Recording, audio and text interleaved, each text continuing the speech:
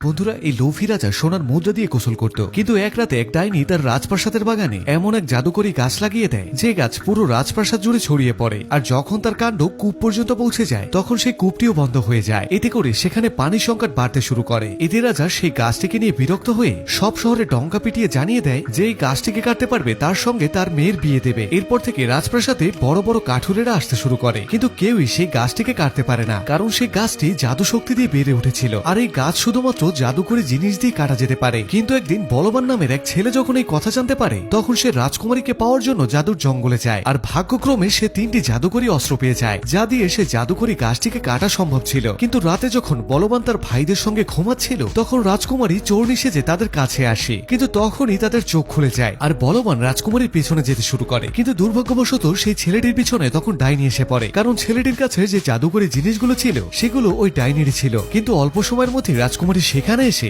ডাইনির হাত থেকে তাকে বাঁচিয়ে নেয়। এরপর রাজকুমারী তাকে জানায় যে সে তার জাদুকরী আয়নাটা নিতে এসেছিল, যা কিছু সময় আগে তার গাড়িতে পড়ে গিয়েছিল। তখনই সেই আয়নাটা তাদের সামনে আসে এবং তাদেরকে সত্যিটা জানায়। আর এরপর থেকে তারা দুজনই খুব ভালো বন্ধু হয়ে যায়। বন্ধুরা, পার্ট 2 দেখার জন্য এই ভিডিওতে একটি লাইক দিয়ে চ্যানেলটি সাবস্ক্রাইব করুন। আর কে কে আমাদের এই চ্যানেলে সম্পূর্ণ মুভি এক্সপ্লেনেশন দেখতে চান কমেন্ট করে জানান।